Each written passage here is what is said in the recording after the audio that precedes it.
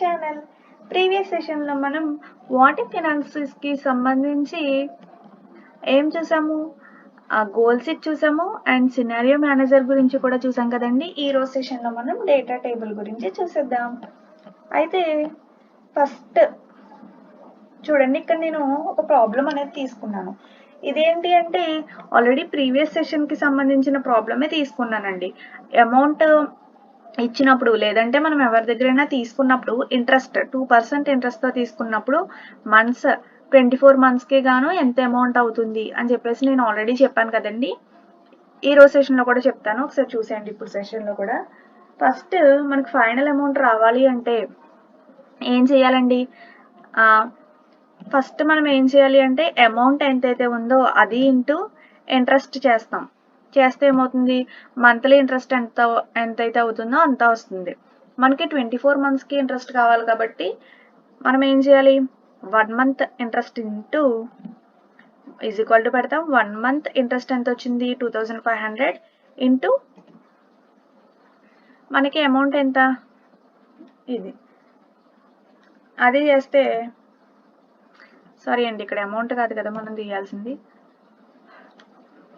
Is equal to మనకి 1 month interest ఎంత వచ్చిందో అది ఇంటూ 24 మంత్స్కి కాబట్టి 24 అనేది సెల్ని సెలెక్ట్ చేస్తాం, మనం ఎంటర్ చేస్తాము. 60,000 అనేది మనకు వచ్చిందండి. ఇప్పుడు ఫైనల్ అమౌంట్ కావాలి అంటే ఏం చేయాలి అంటే ఈజ్ ఈక్వల్ టు పెడతాము. ఈ అమౌంట్ ఎంతైతే ఉందో అది ప్లస్ మనకి 24 మంత్స్ ఇంట్రెస్ట్ ఎంతైతే ఉందో అది, ఈ రెండింటిని ఈజ్ ఈక్వల్ టు కొడితే మనకి ఫైనల్ అమౌంట్ ఎంతైతే అవుతుందో అంత వస్తుందండి. దీన్ని మనం ఒకే ఫార్ములాలో చేసేయచ్చు. చూడండి, ఈజ్ ఈక్వల్ టు పెడతాము, ఓపెన్ బ్రాకెట్స్. ఫస్ట్ ఏం చేయాలి అంటే అమౌంట్ ఇంటూ ఇంట్రెస్ట్, ఈ రెండు చేస్తే ఏమవుతుంది, 1 మంత్ ఇంట్రెస్ట్ అనేది వస్తుంది. వచ్చిన ఆన్సర్తో మనం ఏం చేయాలి, 24 మంత్స్ ఇంట్రెస్ట్ అనేది కనుక్కుంటాం. నెక్స్ట్ ఏం చేస్తాం, దీన్ని మొత్తం ఎంతైతే అమౌంట్ వస్తుందో అది ప్లస్ అమౌంట్ ఎంతైతే ఉందో అది చేస్తే ఎంటర్ కొడితే చూసారు కదా, ఇవి రెండు సేమ్ వచ్చినాయి అనమాట. అంటే ఇది ఒకటే ఫైనల్ అమౌంట్స్, ఈ రెండు కూడా ఫైనల్ అమౌంట్స్ అనమాట. నెక్స్ట్ ఇక్కడ డేటా టేబుల్ ఏంటి అంటే ఇలా మనం ఎవ్రీ మంత్కి, అంటే ఇప్పుడు ఆల్రెడీ నేను ప్రీవియస్ సెషన్లో చెప్పినట్టు గోల్ షీట్ ఏం చేసాము, మనకి ఎన్ని మంత్స్ అయితే కావాలో ప్రతిసారి కూడా మనం అది గోల్ షీట్ అనే దాంట్లోకి వెళ్ళి మనం అమౌంట్ అనేది పెట్టుకుని ఆల్రెడీ మనం అలా సెట్ చేసుకుంటూ ఉండాలి. ఈ డేటా టేబుల్కి వచ్చేసినప్పటికి ఏంటంటే మనం ఇక్కడ ఆల్రెడీ ఇచ్చేస్తాం అనమాట. డేటా అనేది మనకి ఆటోమేటిక్గా జనరేట్ అయిపోద్ది ఈ డేటా టేబుల్ అనేది క్రియేట్ చేయడం వల్ల. అయితే ఇప్పుడు అది ఎలా క్రియేట్ చేసుకోవాలి అనేది చూపిస్తాను చూడండి. ఇక్కడ ఎలా అయినా తీసుకోవచ్చు. ఈ ఫైనల్ అమౌంట్ ఉంది కదండి, ఆ అమౌంట్కి పక్కన అండ్ కింద ఈ 2 ప్లేసెస్లో మాత్రమే తీసుకోవాలి. ఫస్ట్ నేను ఇటు మంత్స్ అనేవి తీసుకుంటున్నాను. ఇక్కడ ఆల్రెడీ 24 మంత్స్కి నేను క్యాలిక్యులేట్ చేసుకున్నాను కదండి. 20 మంత్స్ అయితే ఎంత వస్తుంది, 22 మంత్స్ ఒక 2 ఎంటర్ చేసిన తర్వాత ఈ 2 డేటాస్ని మనం సెలెక్ట్ చేసి డ్రాగ్ చేస్తే రిమైనింగ్ అన్నీ వచ్చేస్తాయండి. ఎందుకంటే 2 డిఫరెన్స్ అనేది 2 ఉంది కాబట్టి రిమైనింగ్ అన్నీ కూడా 2తో డిఫరెన్స్తో వచ్చేస్తాయి. నెక్స్ట్ ఇక్కడ 1 lakh నేను స్టార్ట్ చేయాలి అనుకుంటున్నానండి. ఓకే కదా, 1 lakh, 1,25,000 ఇలా. నెక్స్ట్ ఇక్కడ కూడా సేమ్ అండి, ఇక్కడ మనం అమౌంట్ అనేది వేసుకోవాలి. ఓకే, డ్రాగ్ చేశాను కదా. ఇక్కడ నేను ఏం వేసాము అంటే మంత్స్ వేసాం. చూడండి ఇక్కడ మంత్స్ అని రాస్తాను, సెల్స్ని మెర్జ్ చేసాం, మంత్స్, ఇవన్నీ కూడా మనకి మంత్స్. ఓకే, నెక్స్ట్ ఇవన్నీ ఏంటి మనకి అమౌంట్, ఇది మనకి అమౌంట్ కదండి. ఒక్క నిమిషం,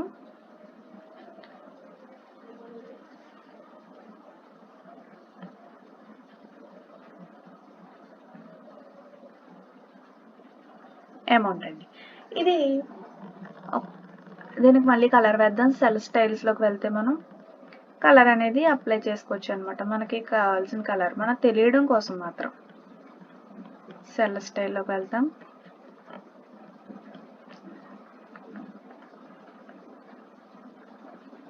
కలర్ అనేది అప్లై చేస్తాం తెలియడం కోసం. ఇప్పుడు ఏం చేద్దాం అంటే చూడండి, ఇక్కడ మనకి ఏం చేసాం, ఒక్కసారి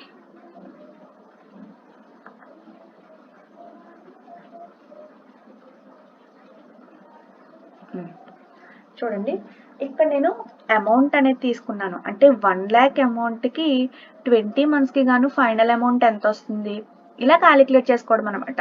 ప్రతిదానికి క్యాలిక్యులేట్ చేయాలంటే it is a long process and time taken process కదండి. సో డేటా టేబుల్ యూజ్ చేసి మనం ఈజీగా ఎలా చేసుకోవాలో చూపిస్తాను చూడండి. ఫస్ట్ మనం డేటా అంతటినీ కూడా సెలెక్ట్ చేయాలండి. ఒక్కసారి ఉండండి.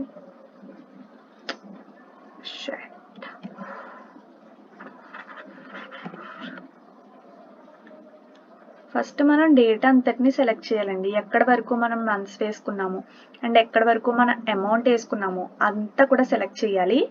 ఓకే, సెలెక్ట్ చేసిన తర్వాత డేటా టూల్లోకి వెళ్ళి వాట్ ఇఫ్ ఎనాలిసిస్లో మనకి థర్డ్ ఆప్షన్ వచ్చేసి డేటా టేబుల్ అండి, అది సెలెక్ట్ చేయాలి.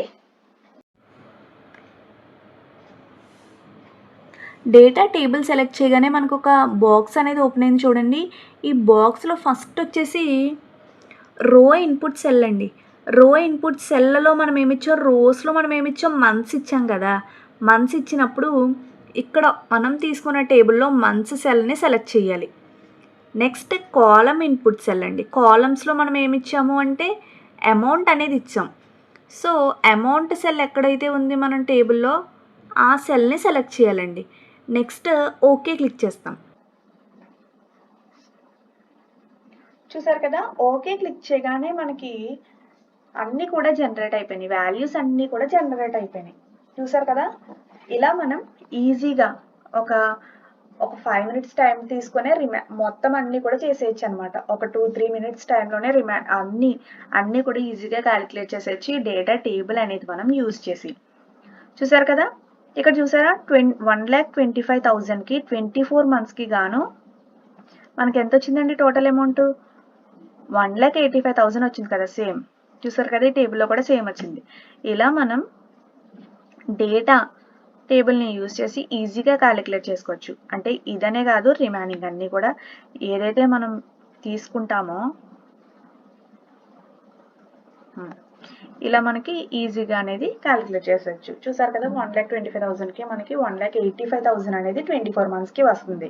ఇలాగా రిమైనింగ్ కూడా 1,75,000 తీసుకుంటే 20 monthsకి గాను 2,45,000 అనేది వస్తుంది. ఇలా మనం ఈ ఇంట్రెస్ట్ అమౌంట్ దీనిలోనే కదండి, రిమైనింగ్ ఏవైనా సరే బుక్స్ కొన్నప్పుడు కానీ, పెన్స్, ఇలా సేలింగ్ ఏదైనా కొన్నప్పుడు కానీ ఇట్లాంటివి ఏ వచ్చినా సరే ప్రాబ్లమ్స్ మనం ఈజీగా ఫైండ్ అవుట్ చేయొచ్చు. అంటే ప్రతిదీ క్యాలిక్యులేట్ చేయాల్సిన అవసరం లేకుండానే మనం ఈజీగా ఒక డేటా టేబుల్ అనే ఆప్షన్ యూజ్ చేసి ఈజీగా మనం ఆటోమేటిక్గా డేటా అనేదాన్ని జనరేట్ చేసేసుకోవచ్చు.